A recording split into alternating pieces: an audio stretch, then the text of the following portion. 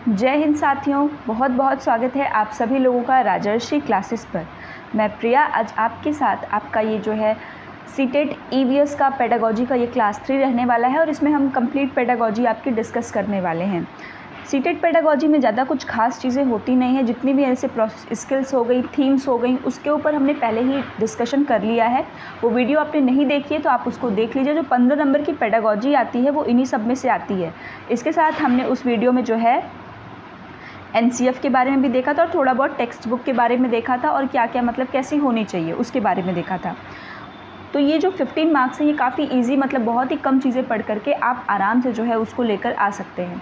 तो 2 वीडियो हमने पहले ही जो है अपलोड कर दी है। ये आपकी सीटेट ईवीएस पेडागोजी की 3rd क्लास रहने वाली है। तो चलिए वीडियो को स्टार्ट करते हैं।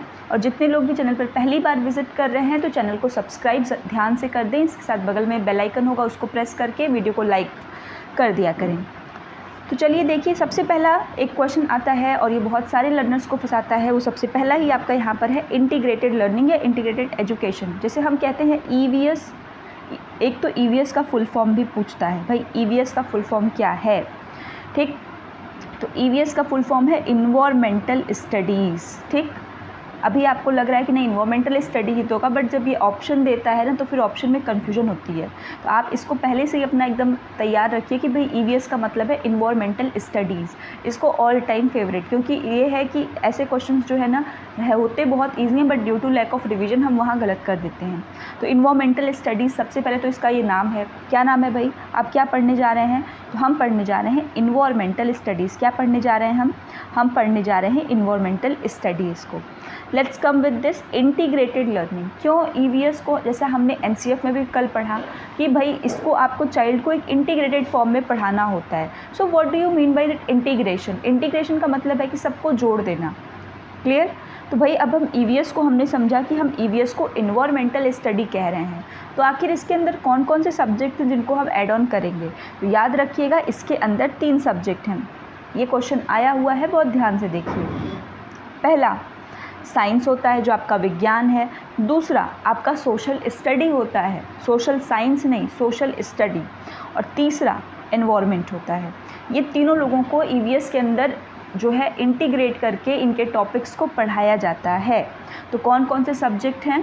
आपका पहला साइंस, दूसरा सोशल स्टडी और तीसरा एनवायरनमेंट। इन तीनों लोगों को ही मिला करके हम ईवीएस को क्या बना देते हैं? एक इंटीग्रेटेड सब्जेक्ट और इंटीग्रेटेड लर्निंग बच्चे से करवाते हैं। क्लियर है इतना? तो EVS is equal to environmental studies और ये किसके किसके सम अप से बना हुआ है? Science, social study and environment. Promote integrated learning as a EVS teacher.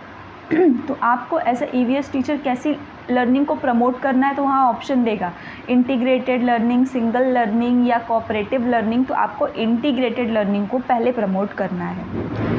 Child look at the environment around him in a holistic manner. अब ऐसा क्यों करना है, उसके पीछे का रीज़न देखिए कि जब बच्चा है, जब वो अपने इन्वायरमेंट में देखता है, अपने चारों तरफ देखता है, तो वो एक होलिस्टिक मैनर में देखता है। इन द सेंस होलिस्टिक, समग्रता के साथ देखता है।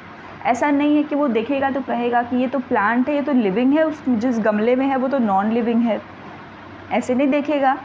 वो देखेगा तो उसको कंप्लीट रूप में देखेगा। उसको ऊपर का आसमान भी दिखाई देगा, नीचे चलने वाले जीव जंतु भी दिखाई देंगे।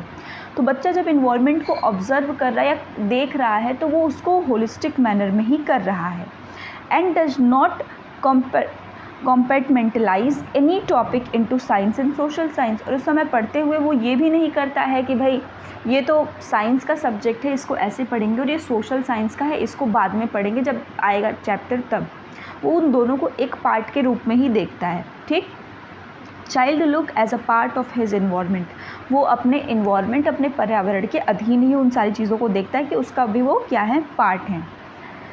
EVS in class 3rd and 5th integrate the concept and issues of science, social science and environmental education. तीनों का ये जो है समग्र रूप आपको यहाँ पर देखने को मिलता है जब हम 3rd to 5th की बात करते हैं। ठीक, 1st और 2nd में होता नहीं है।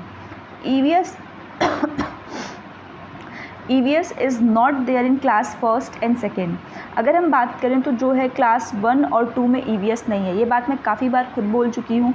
एज अ सब्जेक्ट सब्जेक्ट नहीं है, बट उसके जो इशू हैं, जो उसके आप कह सकते हैं कॉन्सेप्ट हैं, वो उसमें हैं। अब वो कहाँ छुपे हुए हैं, that is under hidden curriculum. कहाँ छुपे हुए हैं भाई, तो उसके जो कॉन्सेप्ट्स हैं, जो इश्यूज़ हैं, they are meant to be the part of language and mathematics. याद रखिएगा, ML के फॉर्म में रहेगा। किसके फॉर्म में रहेगा भाई, ML के फॉर्म में। कौन, EVS।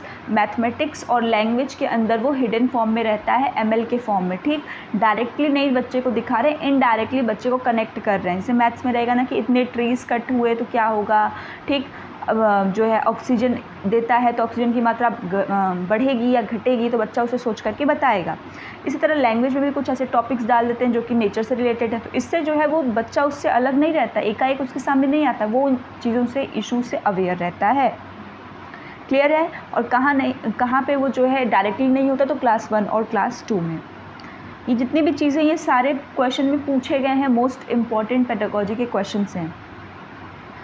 NCF 2005, no prescribe text book of EVS of class 1 and 2। ठीक, अब ये कह रहा है कि NCF 2005 भी कहता है कि भाई EVS के लिए कक्षा 1 और 2 में कोई प्रिस्क्राइब्ड बुक नहीं है। अभी हमने ऊपर ही समझा क्यों। अब सबसे पहली चीज़ है because to provide a contextual learning involvement, ताकि उन्हें एक संदर्भित अधिगम का जो है वो क्या दिया जा सके, पर्यावरण दिया जा सके, कॉन्टेक्स्ट में पढ़ने का।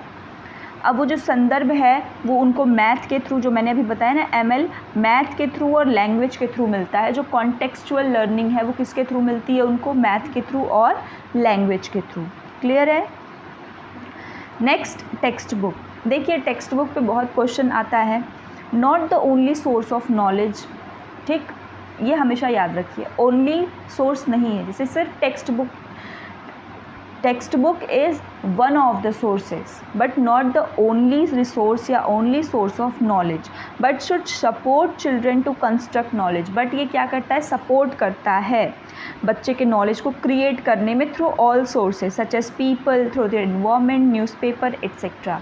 चाहे बच्चा अपने जो है दोस्तों से सीख रहा है, घर में सीख रहा है, अपने पर्यावरण कम्युनिटी में सीख रहा है, या फिर वो न्यूज़पेपर के थ्रू सीख रहा है, वो मोबाइल के थ्रू सीख रहा है, और वो किताब के थ्रू भी सीखता है, ये बात है। ठीक, इसके साथ there is no place for definitions and mere information in the text book. Text book भी बच्चे की कभी कभी पूछता है कैसी होनी चाहिए, क्या उसमें टेक्निकल टर्म्स होने चाहिए, डेफिनेशंस होना चाहिए ना, तो नहीं।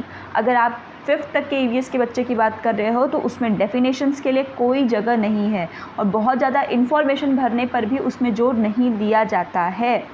इवन द लैंग्वेज की अगर हम बात करें तो लैंग्वेज फॉर्मल रखनी है या इनफॉर्मल, तो लैंग्वेज बिल्कुल इनफॉर्मल रखनी है, फॉर्मल नहीं रखनी है। मतलब ये नहीं कि बिल्कुल लैंग्वेज दे दिया है कि भाई अब बच्चा पढ़ता रह जाए, उसको उस लैंग्वेज में देनी है कि जिस लैंग्वेज में बच्चा सहज हो, बच्चा जब उसको पढ़े तो उसको लगे यार कहानी तो इसी मेरी तरह ही कोई बच्चा ही सुना रहा है, और वो उसी वे में होनी चाहिए कि बच्चे के साथ वो लैंग्वेज क्या कर सके, मर्ज कर सके, बच्चा उस लैंग्वेज को पढ़ के खुद को फील कर सके कि नहीं ये तो मेरी ही कहानी है या इसको तो मैं ही पढ़ रहा हूँ। ये कुछ चीज़ें हैं, क्योंकि होता क्या है कि जब हम पेडागोजी के इन सेक्शंस को नहीं पढ़े तो हमें लगता है डेफिनेशन के बिना कैसे काम चलेगा, लैंग्वेज फॉर्मल होगी तभी तो समझ में आएगी, और यहीं पे हम गलत करते हैं। याद रखिएगा, जब आप EVS की बात कर रहे हैं तो यहाँ पे टेक्निकल टर्म्स हो गए, इन्फॉर्मेशन लोडिंग हो गया, डेफिनेशंस हो गए, ये चीज़ों को बिल्कुल नहीं। इसके साथ में लैंग्वेज फॉर्मल यूज़ नहीं होगा। ठीक,